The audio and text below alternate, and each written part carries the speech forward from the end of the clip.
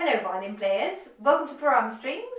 I'm Henriette and this is lesson 70 in the All for Strings course. So you're doing fabulously well and thank you so much for following me for 70 lessons. That's quite incredible.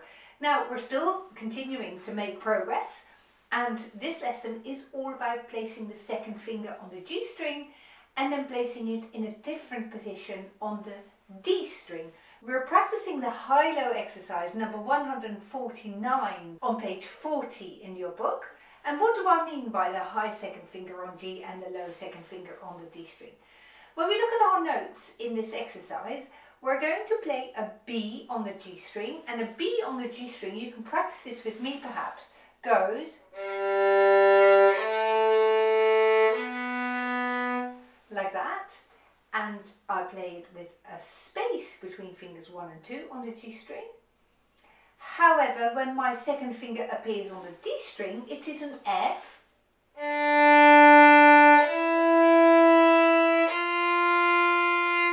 And this being an F means that on the D string, my second finger comes next to the first finger.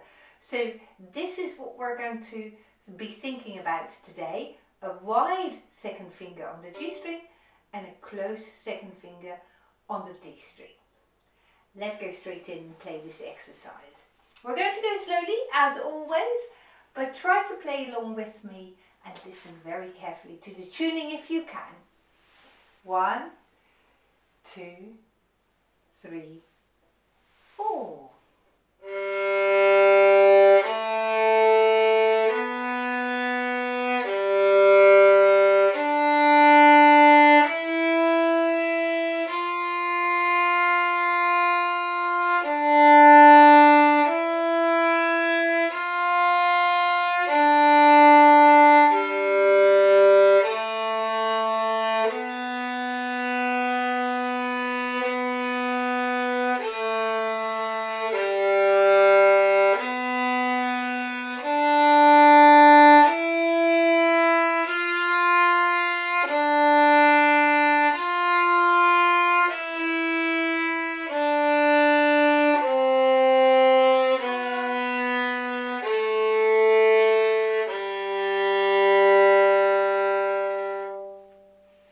And if you can do that, that is absolutely brilliant.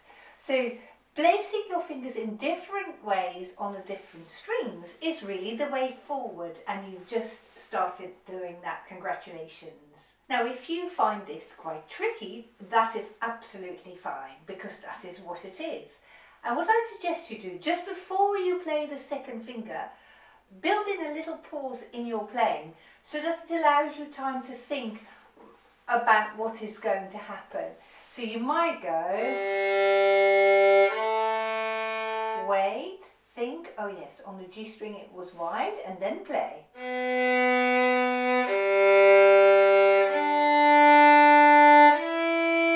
Wait for a moment, place your finger close together.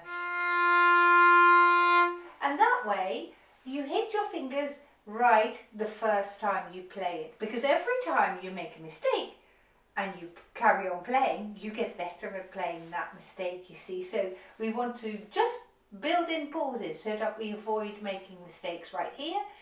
And while it feels like it's taking longer because you're taking those small pauses, you're actually progressing much faster because you don't practice the wrong things.